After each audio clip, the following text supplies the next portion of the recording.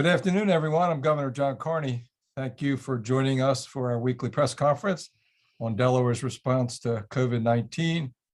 I'm joined again by Dr. Carol Rattay, who's the Director of the Division of Public Health, and by Pam, our sign language expert for the deaf and hard of hearing. Thanks for joining us again. I know we have media have joined us, and those of you who followed us on a weekly basis, we appreciate you being here today, February 1st. The start of the Lunar New Year. It's also the start of the sale of surf fishing plates by Denrec. And so if you're interested in that, I know I'm sure they've gotten a real rush of that. And sadly, it's also the 5th anniversary of the murder of Lieutenant Stephen Floyd, correctional officer at the James T. Vaughn Correctional Facility in Smyrna. And our thoughts and prayers go out to his family and friends and to correctional officers. Reminder of those first responders that risk their lives every day for us, and law enforcement and fire services, emergency services. And our thanks go out to all those teams for the response to the snowstorm over the weekend. Significantly more snow in the lower part of our state, in eastern Sussex, central Sussex, across Sussex County, I think, from as little as maybe 6 inches to over a foot of snow across Sussex County. Similar amounts, but less in Kent County, and not a lot up in Newcastle County. So thanks to DelDOT. Those folks on their plows were out there early. They were ready to go as the storms started overnight. Our folks at the DEMA, Delaware Emergency Management Agency, AJ Shaw is not with us today as he normally is for the press conference. His teams did a great job. And then, of course, on the job again, our Delaware National Guard, thanks to General Berry and his team, coming up once again, as they have for just about every problem that we've had from the Hurricane Ida. Their response there in the city of Wilmington in particular was critical. Obviously, what they've been doing in COVID response and testings and vaccination. Now we even have guardsmen and women have been trained up to be CNAs in our long-term care facilities, helping to decompress the number of folks in our hospitals. We have probably 70 or so National Guards men and women. We have some photographs there to show their work that they're doing in the hospitals and non-clinical roles. Really just been a welcome addition to our hospitals, which over the last several weeks since the New Year's surge in positive cases and hospitalizations have been really under the gun as staff tested positive and couldn't come to work. More people over their capacity in all the hospitals up and down our state, and our National Guard came up big in every case. I was with our governors from other states across the country this past weekend. Lots of conversations about the situation in each of their states. It seems like all states have hit this winter peak and are on the downside of the curve. We'll see that in a minute as we look at our case rates, our percent positivity, and importantly, our hospitalization rates. And a lot of focus among the governors on looking forward. What are we going to do? How are we going to manage COVID-19 going forward? Every governor, regardless of party, really focused on keeping children in school safely. We know how important that is for the children, for the families, for our economy. States across the country, across the region, and across the country, with our economies accelerating again. A lot of discussion about federal funds that are flowing into states to supercharge the construction industry and other sectors of our economy, support our hospitals and healthcare facilities and the workers in those facilities, to support our emergency preparedness and response personnel. Great help from FEMA with our testing site over at the DMV in Delaware City. We'll talk a little bit about that. But let's go right to the data. We've been looking at this now over the last couple weeks, and it's in a positive direction again. It gotten very negative. You look at the new positive cases on a 7-day moving average, that was well over 3,000 just a couple weeks ago. Now under 1,000 per day on a 7-day moving average. Still a very high number relative to better days under COVID-19. but certainly headed in the right direction. At the same time, we were testing the first 2 weeks of the month. We were testing over 60,000 a week compared to the 80,000 a month that CDC had recommended we'd have to do back at the beginning of the COVID. Those percent positives were over 30%. 1 in 3 cases were coming up positive just a couple weeks ago. Now we're under 20%, continue to improve there. Most importantly, the Delawareans that are in the hospital, either with or for COVID, under or right there at 400, down from 759 at the peak on January the 12th. We'll see that roller coaster ride in a minute. And compared to 474 hospitalized a year ago on the 12th of January, again, the same, coincidentally, the same date of the peak last year, January 12th, peaking this year at 759, down to 400 with 39 critical hospitalization. It's important to point out one of the things that we're seeing that's different, we think, than it was last year, and every other state was talking about the same thing, is you have people that are in the hospital for a COVID treatment because that's the reason they are admitted to the hospital, and then people are admitted for something else, and then they're test positive, and so they are tested with COVID-19. In either case, they're still in the hospital, and they still stress hospital services, and they still need the National Guard men and women that we've deployed there in the non-clinical role, and in our effort to move those positive cases out of the hospital into less acute situations. So here's the roller coaster ride, the hospitalizations. You can see the peak last January 12th of 474, the peak just a couple weeks ago here, and this year at 759, down to 400 yesterday, and we're looking to continue that drop and make decisions accordingly based on that. Notwithstanding the reduction in those that are in the hospital with or for COVID, you can see still the very high census over capacity that each of the hospitals are experiencing statewide.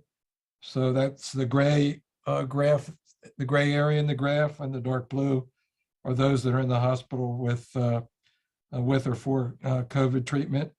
And you can see where that number is going down. The total population is about the same, down a little bit statewide. So we need to see some improvement there. Hopefully we will, as those COVID positive cases get moved out and released, discharged into long-term care facilities. We continue to focus, and people, the most important thing people can do to address COVID-19 and to help us with the hospital situation is to get vaccinated. 66% of Delawareans are fully vaccinated. We've administered over 1.6 million vaccinations. That's an incredible number when you think about it. We've been doing it just over a year, and 70% of Delawareans fully vaccinated over 5 years of age. Of course, those that are eligible.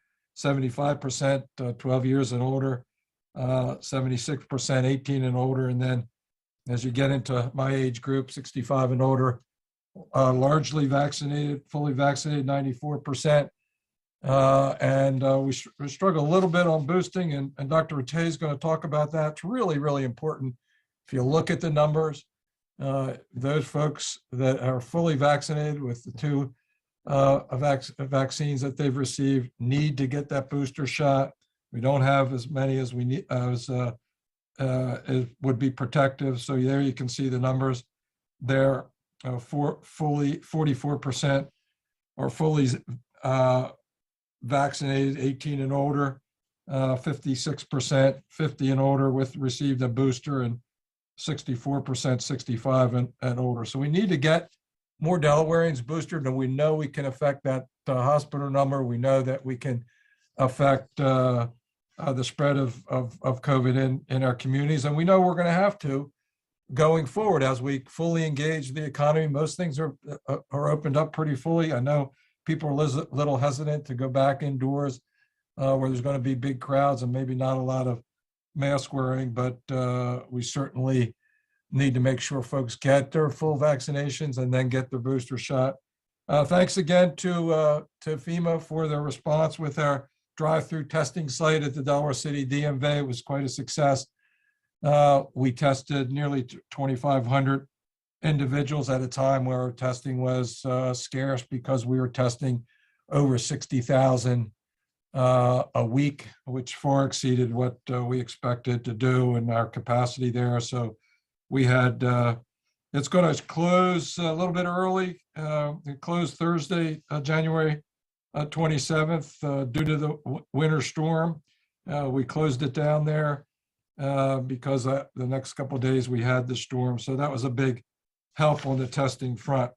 We still have the indoor mask requirement. We continue to evaluate the conditions that gave rise to it, but masks are required in indoor public settings, in your supermarkets, convenience stores, gyms, restaurants. I see really good compliance, and thanks to everyone who's following the indoor mask mandate. We still require masks, of course, in schools. That's our number one priority, to keep children in schools. And some of the districts have had challenges keeping schools open, mostly because educators and staff who've tested positive. Operationally, it's tough to run a building without enough staff and without school bus drivers to bring the children to schools. Again, here's some photographs of our National Guards men and women in the hospitals, working in non-clinical positions, really providing tremendous support to our frontline healthcare workers there in the hospitals.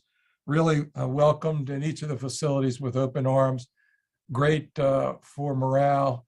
Really have lifted folks up in our hospitals and come up big. We also have them trained up to work in long-term care facilities to help decompress the hospitals. We're seeing those numbers go down anyway, and they should go down even further. Remember, the vaccine and boosters are effective against COVID-19, particularly against serious disease and hospitalizations, but you really need to get that extra support, extra protection, getting your booster shot. Dr. Rattay is going to talk a little bit more about boosters and give you some more on the science. We appreciate the compliance with the indoor mask mandate. It's really made a difference over the last couple of weeks, and we're getting better in every indicator for the spread of COVID in our community right now. Dr. Rattay. Great, thank you so much, Governor. So I know we've been discussing over the past couple of weeks that getting the booster vaccine is important, but in the past week, a number of additional studies have been produced that really put a spotlight on how effective they are. So we're going to spend some time today talking about some of these new booster studies and again, as you said, Governor, why it's so important. Let me start first, though, with sharing some survey data from the Kaiser Family Foundation from a survey done in December. Now, not surprisingly, in the face of spreading the Omicron variant, 50% of the public said they were worried they would get seriously sick from COVID-19, and that was up from 30% in November. Interestingly, this concern was greater among minority populations. So 64% of Hispanics and 64% of Black individuals said they were concerned compared to 43% of white adults.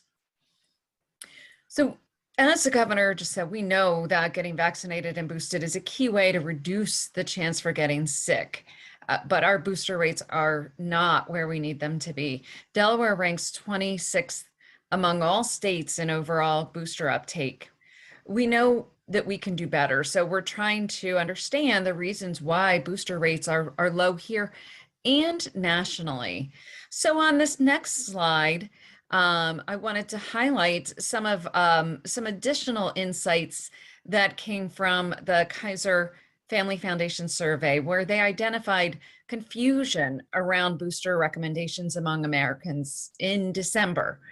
So 23% of adults, including 21% of vaccinated persons, reported being unsure as to whether or not it was recommended that all adults get a booster, or they incorrectly said CDC's not recommending a booster for their age group.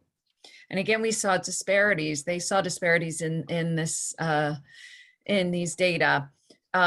So this confusion or uncertainty was greater among racial and ethnic groups, as well as younger adults. So 31% of Hispanic, 28% of Black, and 39% of younger adults between the ages of 18 to 29 reported being unaware of CDC's booster recommendations.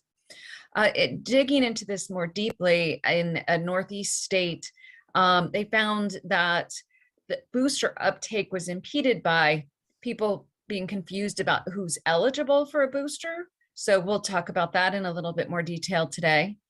Misunderstanding about the effectiveness of boosters against Omicron, which we'll talk a lot about today, but also confusion about timing after past infections. So we'll touch on that as well. So let me dig into some recent data that I mentioned around the effectiveness of boosters, especially against Omicron. And then we'll talk about eligibility. A quick reminder of why boosters are needed. Pfizer and Moderna have continuously monitored the effectiveness of their vaccines. And their follow-up studies with vaccinated individuals showed a reduction in vaccine effectiveness after approximately 5 months after people completed their initial 2-dose series of the vaccine. So this isn't new data. We've talked about this before. But then they studied the impact of the 3rd dose of vaccine, a full single dose for Pfizer and a half single dose for Moderna. And what they found was that the booster didn't merely return a person's immune response to the previous levels of the primary series, but it actually increased them to exceed previous levels. So if the initial effectiveness of a 2-dose series of Pfizer is 90%, getting a booster 5 months later takes it up to as much as 100%.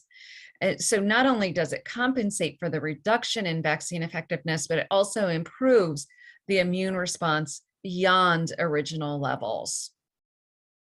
So let's talk about another study where 2 weeks ago, I shared this study that indicated that Moderna's booster elevated antibodies against the Omicron variant 37 times above the response from just completing the primary series. And for Pfizer, that booster increased the antibody response by 25 times over the primary series. And this is backed up by several new studies which highlight the effectiveness against cases, symptomatic cases, hospitalization, and death from COVID. And that includes its effectiveness against Omicron, which of course is the predominant strain by far that's circulating now. So let's look at the next slide, which is a study that was published in the Journal of American Medical Association, or JAMA, just about 2 weeks ago. And it detailed a study of over 23,000 symptomatic people who tested positive between December 10th and January 1st. And the study shows that those who were boosted were much less likely to have tested positive than even those who had just received the 2 doses.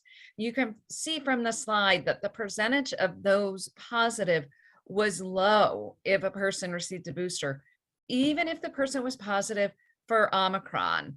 So this highlights how effective getting boosted is against symptomatic infection. Again, even if the COVID strain is Omicron.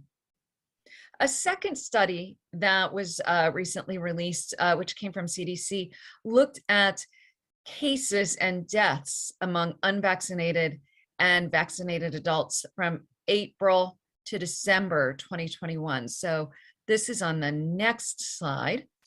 And so of course, this study began when Delta was became the dominant variant, but also was ending as Omicron was emerging.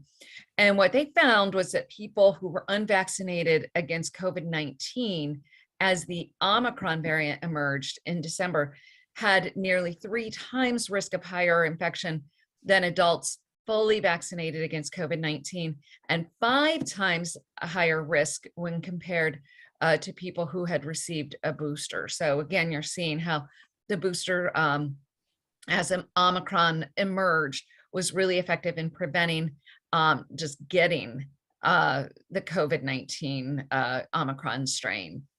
On the next slide, from the same study, I wanted to highlight some other findings. Protection against infection, hospitalization, and death during that Delta predominant period, but also against infection during Omicron emergence.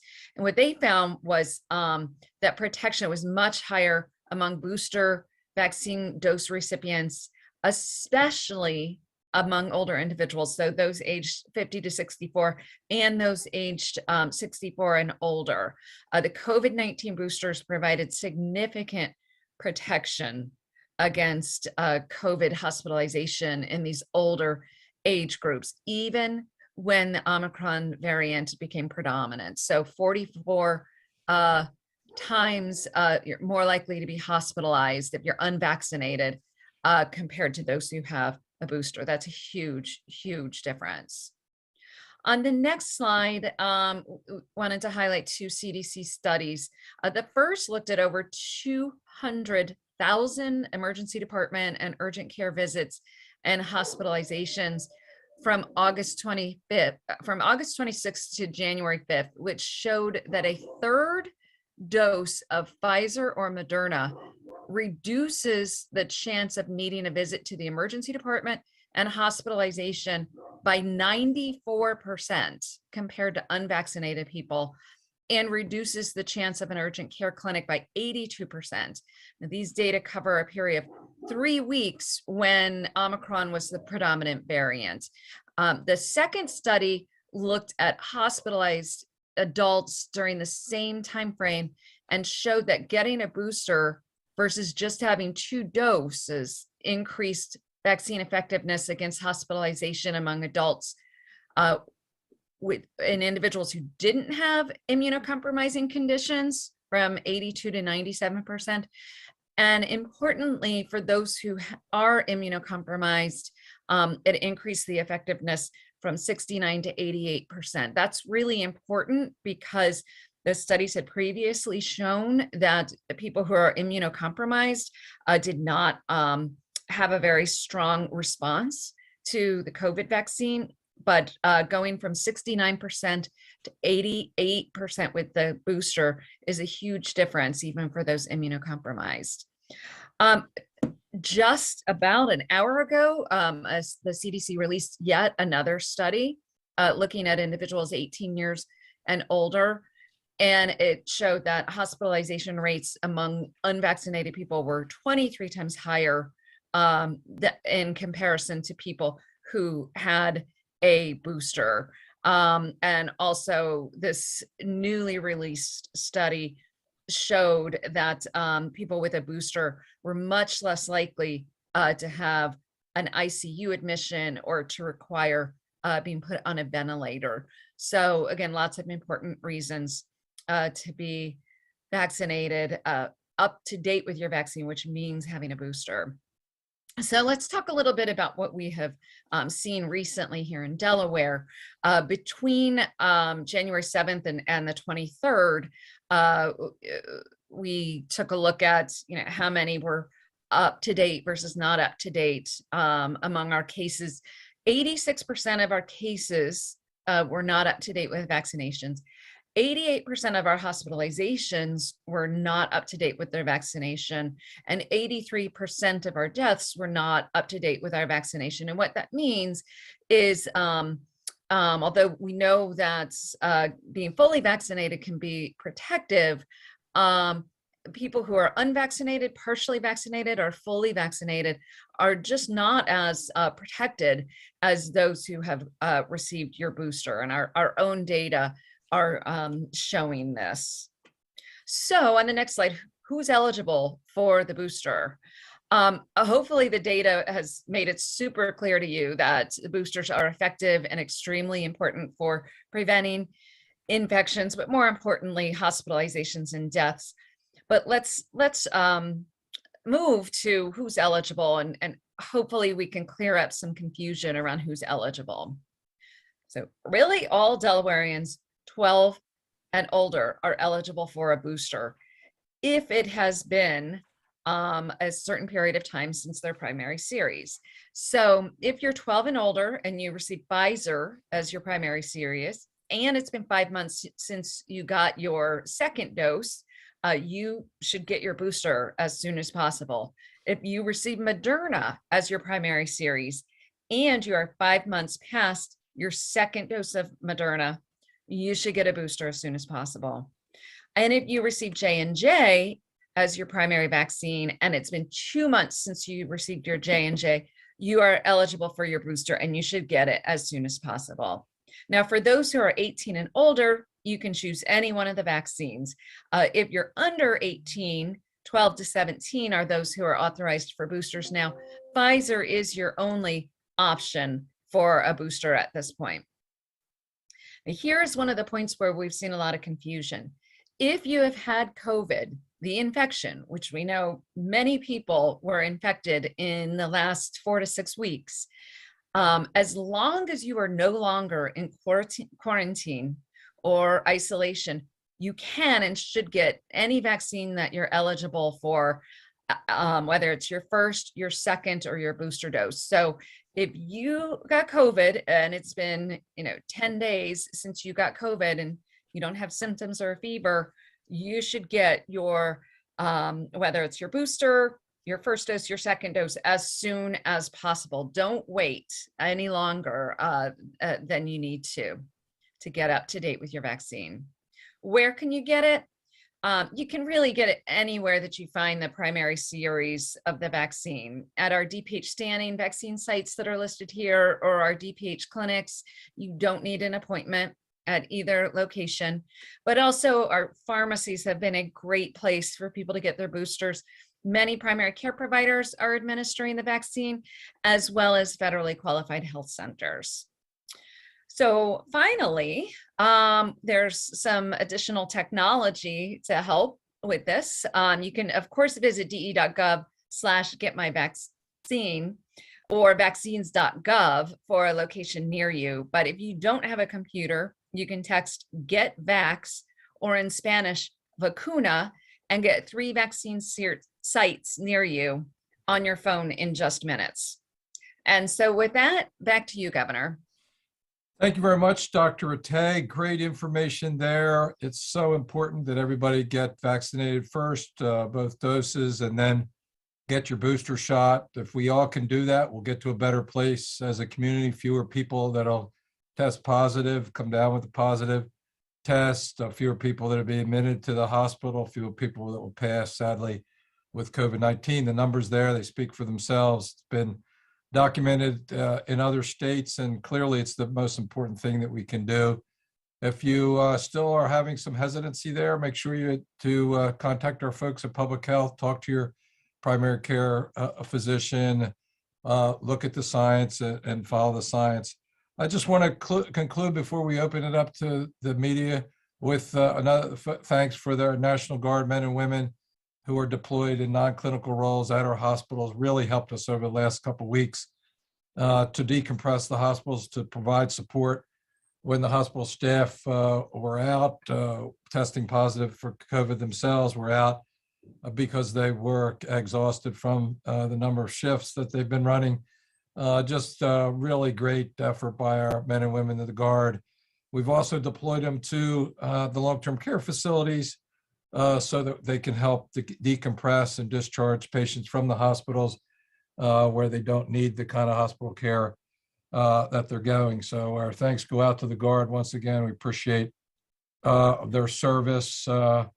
And we thank Dr. Rattay for all that information about boosters. Encourage all of you to get boosted as well. And so we'll open it up to the media for questions. I don't know that we had a lot today, but we're willing to take whatever questions that you have. All right, Governor, the first question is going to come from Meredith Newman from the News Journal.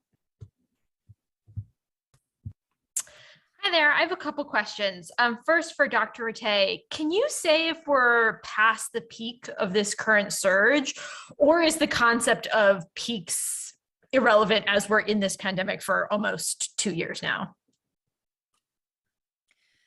I Hi, Meredith. So as we've seen over and over again with COVID, there's certainly some unpredictability.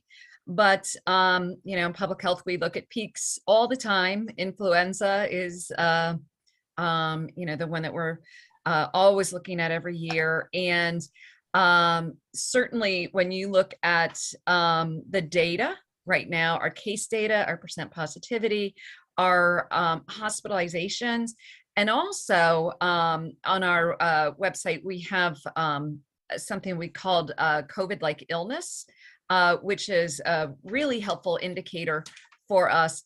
All of those indicators show that we are on the other side of this Omicron peak now. In other words, we are headed down in a good way, and seems to be decreasing rapidly. So certainly we are pleased to see these data.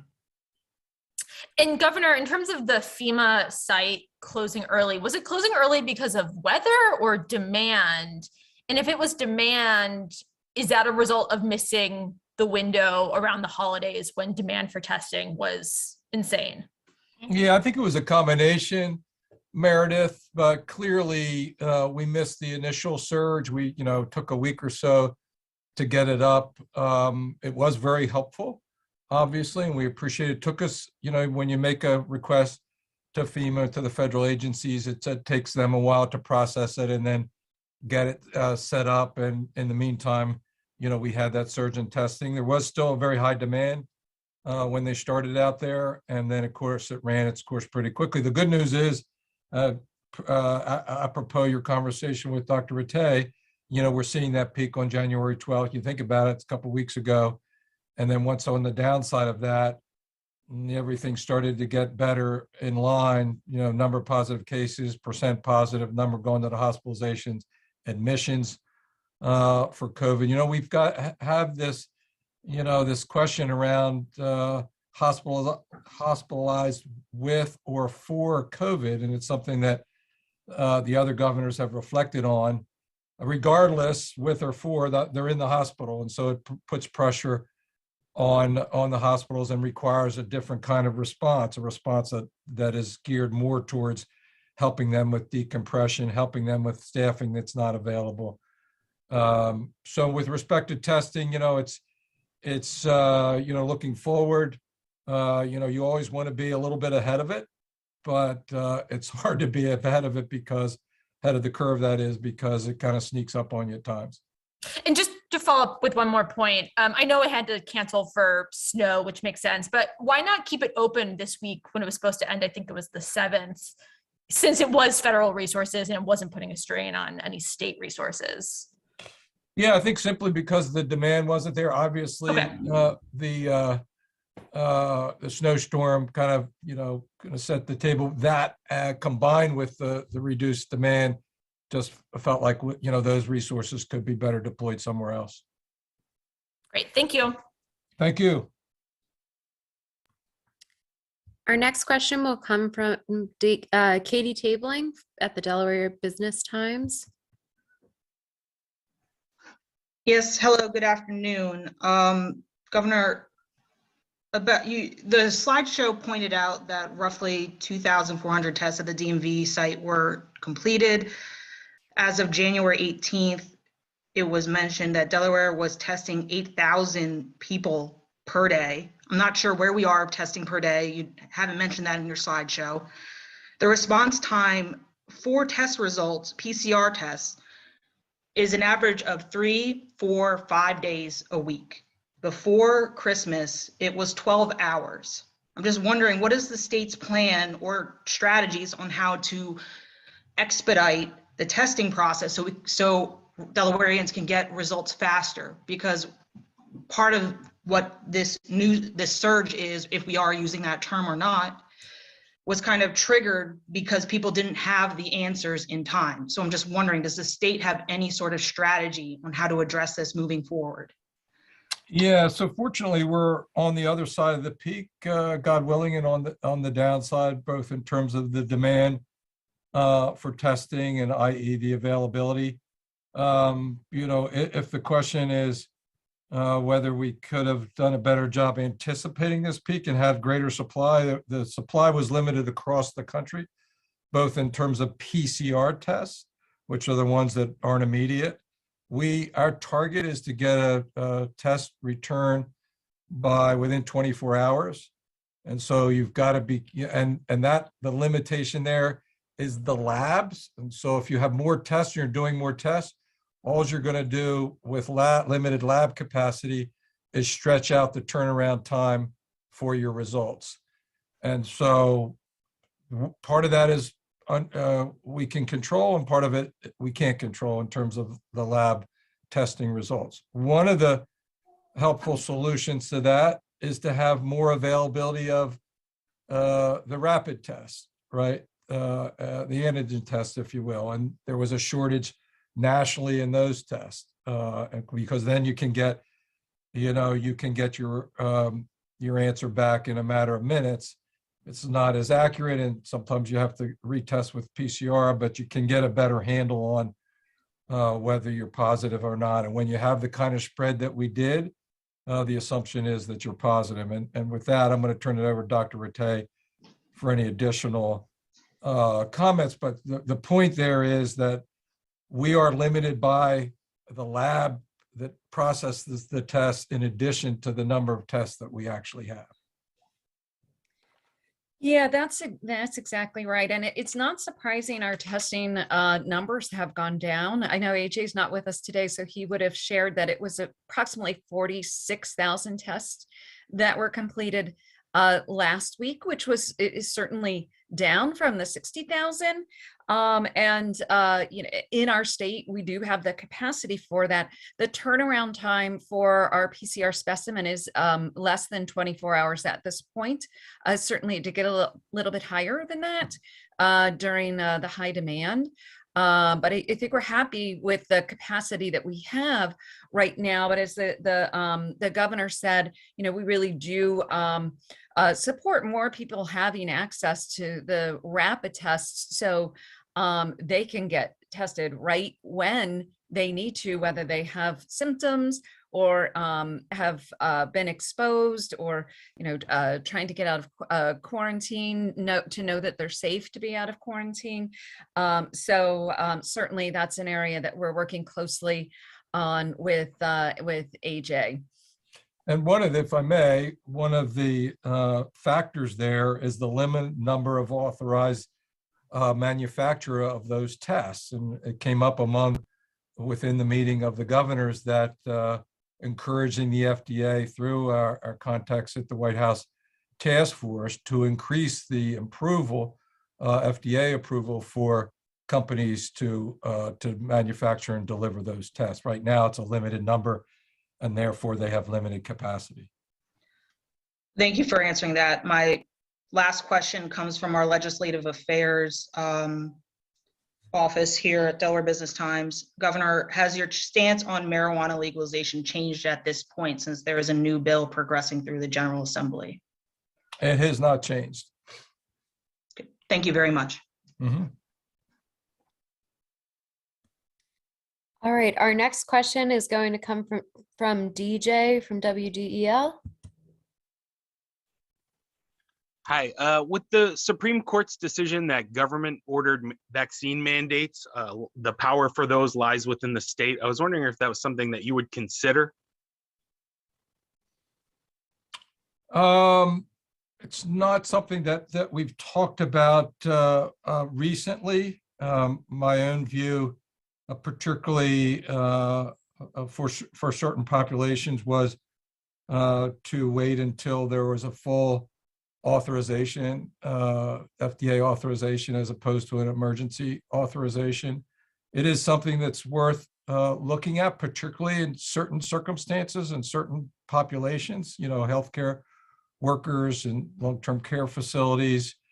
It is, you have to be careful in terms of having unintended consequences of limiting your workforce, that type of thing. It's not something that we've focused on recently. With the dismissal of some faculty from Christiana Care, is it something you would retroactively look at to maybe protect them against possible, with the Supreme Court saying it lies with the state, maybe from workers coming back and saying I was wrongfully dismissed? Yeah, I'm not a lawyer. It's not something that we've thought about, no. Thank you. All right, we have one pre-submitted question from Cody Decker at WRDE. Cody says there are some hospitals in the region who are starting to have limited visitors come in. With the numbers the way they are, is it safe to say we are out of crisis mode in hospitals, or are there still too many hospitalizations to say that? Well, first of all, I would say those determinations ought to be made by the hospitals. They know the conditions within their facilities. We communicate with them and have been on a weekly basis to better understand what they're experiencing there. But if you look at the slide, and I'll ask if the slide of the total census in our hospitals can be put back up, you can see that even with the significant decline in COVID-19 patients, the hospitals are still over capacity. That's the gray area and the gray, the combination of the gray and the dark blue. And so even if you look at the numbers, they're going to be over capacity at a level that could be problematic for them. They tell us whether it's problematic. Obviously, they've gone into a situation where they're using emergency standards of care. We've heard that. We listen to them. It's really a decision that they will be making.